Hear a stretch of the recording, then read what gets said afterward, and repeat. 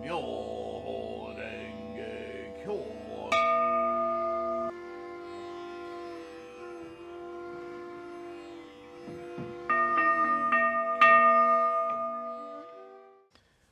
Namo Myoho Renge Kyo, Namo Myoho Renge Kyo, Namo Myoho Renge Kyo. Hi, how you doing today? I hope you're in good health and secure.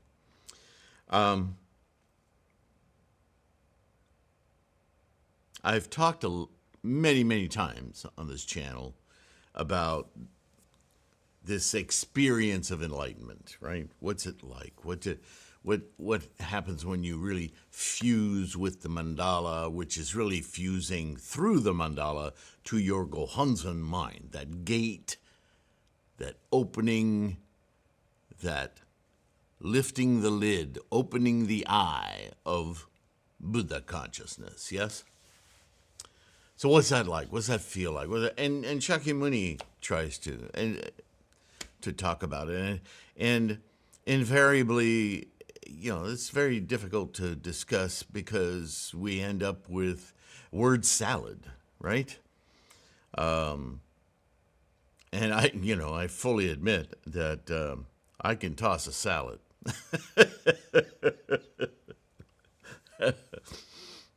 I didn't know I was going to say it that way, but it struck me funny.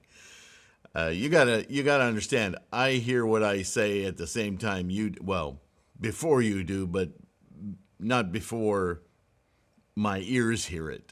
I don't have much of an inner monologue. That probably comes from years and decades of practice. I don't know. That's a whole nother video. Anyway, it struck me the other day. I don't know if I was watching a program or whatever. We live in you could say materialistic times, but that's the history of man, yeah? The universe is materialistic. Come on. And our negotiating of our experience is largely, if not fully, totally based on materialism, right?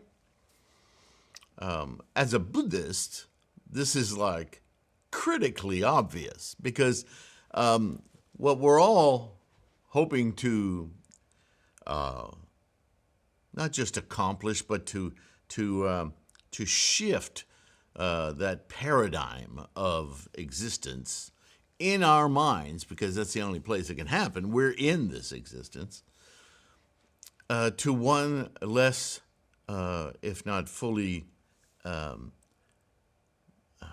detached from all of those tentacles of identification, the data, right? And just everything exists, that's fine, but it's our relationship to it that's problematic, right? It's our relationship to the materialism of life that creates stress and anxiety, suffering, dukkha, right? It's not the stuff that causes it. It's our relationship to it. And I don't know what it was, so I'm not going to try to figure it out, but something spawned this thought in my mind. I grew up at a time,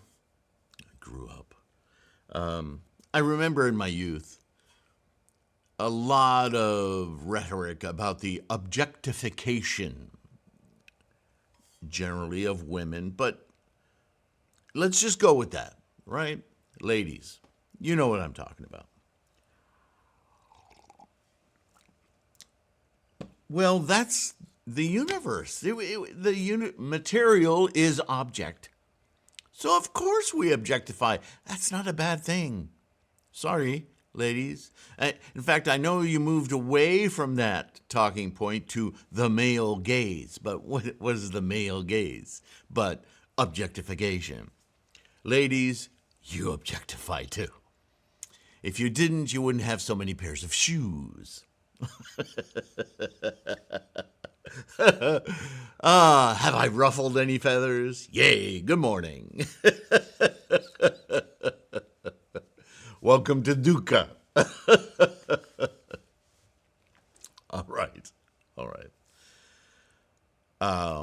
ladies, men, here's the point I want to make. And I'm going to try to be simple about this without word salad. We'll get to word salad, but it'll be from a dictionary.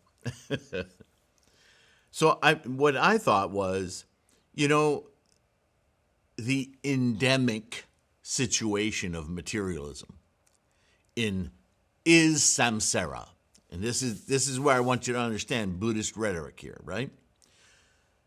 Samsara is our relationship to the physical cosmos, of which you and I are a part. We are physical things, yes?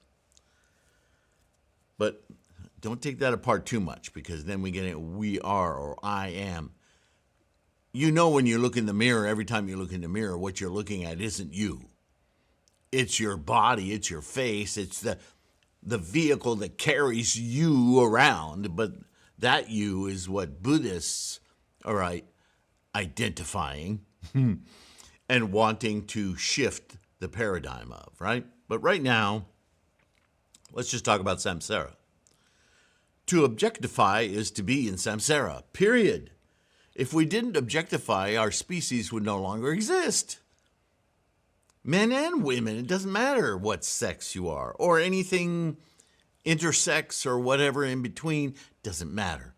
Human beings are being through this physical vehicle that instantiates, that emerges a mind, right?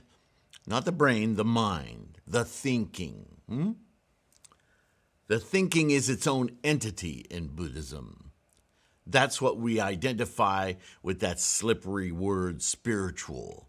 We're not talking about something outside of ourselves. We're talking about our own sentience, consciousnesses.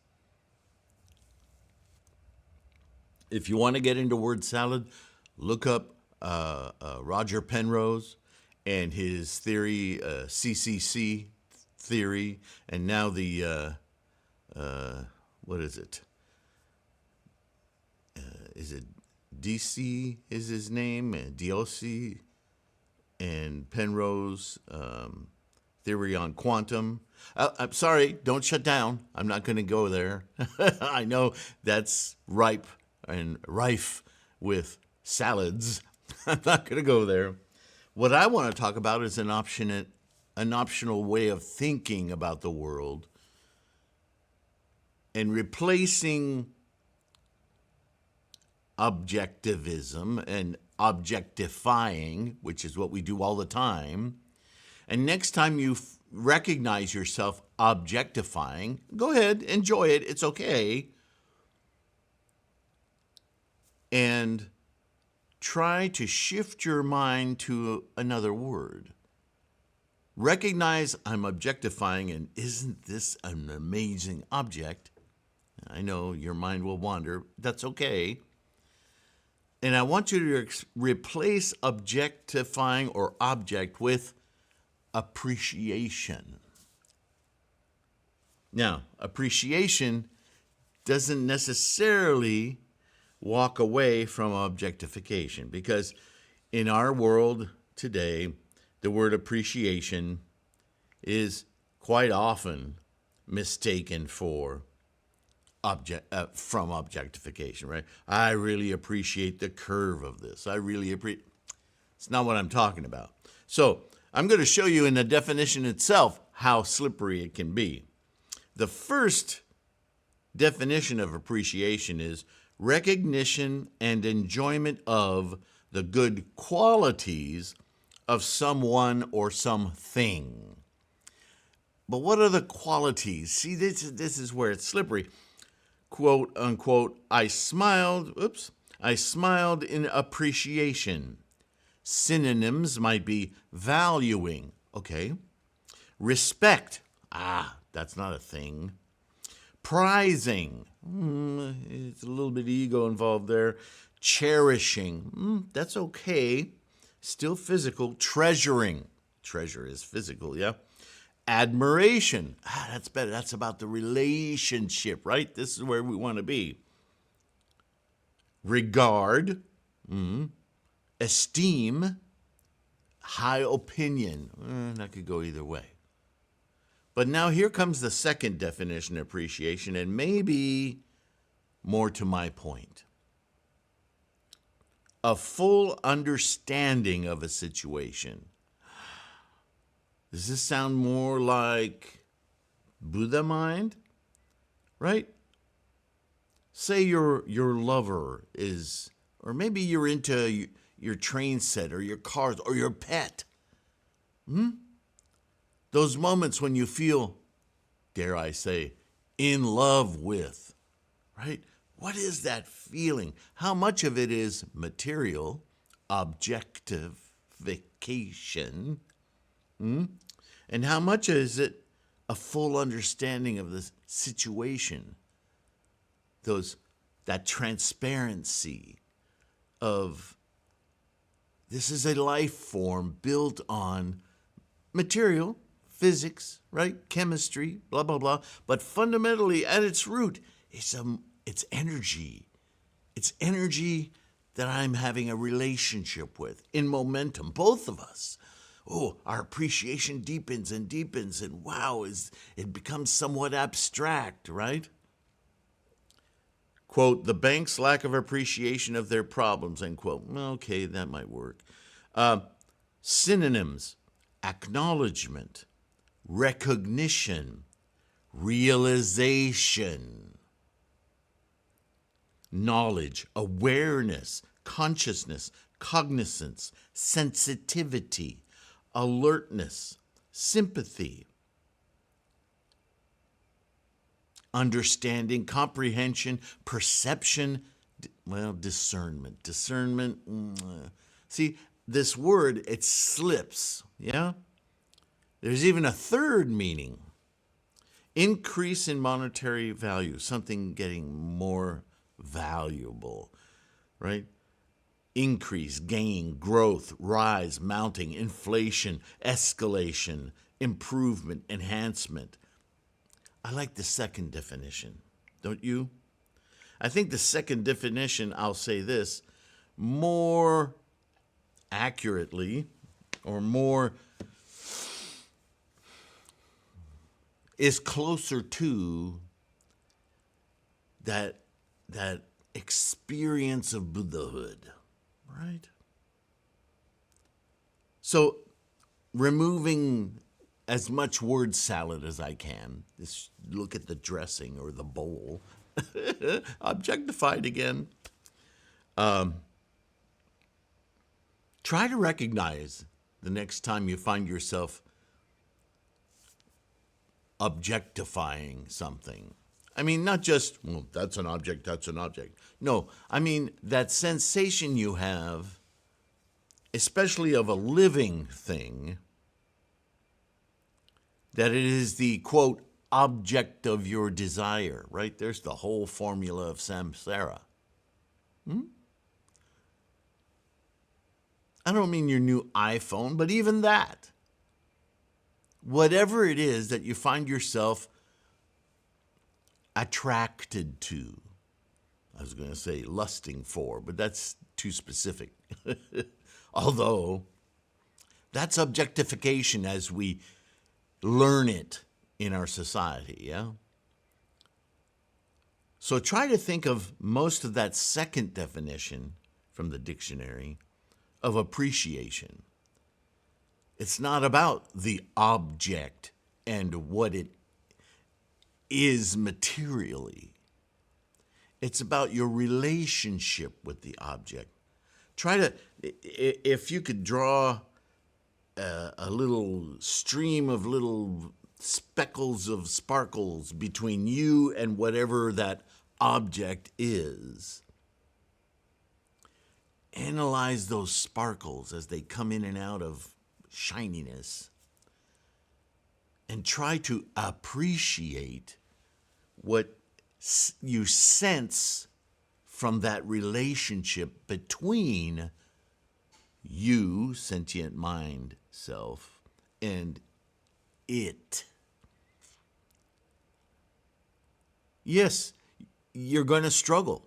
Because the first thing you want to do when you appreciate is look at the form and the texture and the smells and the taste but I want you to push back on that and appreciate that it is in momentum, that it is happening with you, not that it is.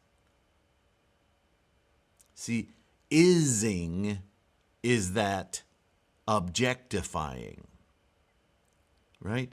But happening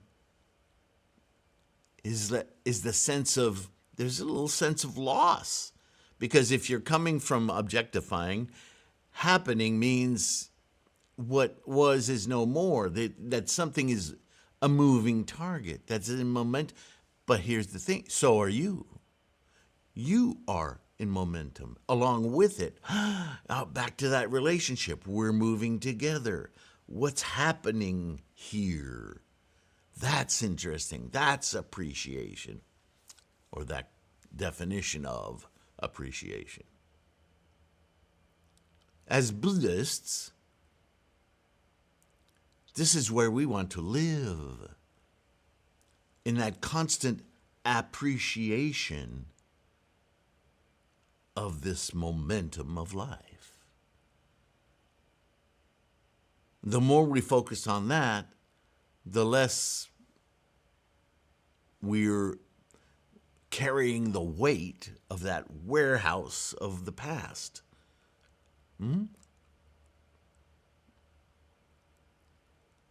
Try it. It's a little exercise to push your mind a little bit. And then I'll remind you that when you're chanting, when you really fuse with mandala, that just happens automatically. You're there. And I'll remind you that it's part and parcel of our Nichiren Lotus Sutra practice. If you open the Buddha mind, if you need to visualize the Gohonzon mind as a door or an eyelid or whatever, so that you can get to that consciousness, the mandala becomes an abstract thing. We go from objectifying the mandala itself to appreciating the ceremony in the air, being there,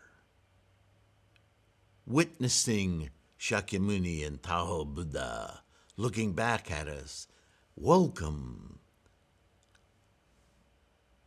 We enable our Buddha mind. In some form, that is fusion with the mandala. It's fusion actually through the mandala to the Gohonzon mind, the opened Buddha eye. The rhetoric starts to make a different sort of sense, right? If we attach it to more modern terms like objectifying versus appreciation, appreciating. There's an engagement in that. It's not just a rubber stamp that says that's a that, and that's a that, that's a that. That's Samsara. But we shift, thank you, Nichiren, such a brilliant, brilliant thing. We shift from that samsaric, yep, there it is, to, my mind, there, that is. That process, that constant, Namo Myo Renge Kyo, I have to keep it engaged. That engagement with the flow of life, not the detritus of life. I hope there was some insight in this coleslaw of words. Just another salad. I really hope though, and give me your comments. Does this kind of analogy, does it at least make your mind wander about what we're actually trying to accomplish here? And the words that we use, language is so slippery. Anyway, I hope that you get something useful out of this. That I did not just embarrass myself, but so what? That's what I'm here for. Anyway, thank you for listening. Thank you most of all for your practice and keeping this resource going through your support. The Sangha is indebted to you. Thank you so much. I will let you go and get back to Buddhism reference. And maybe, I don't know how far we'll get in that Tendai section today, but thanks again. See you in the next one. Bye for now.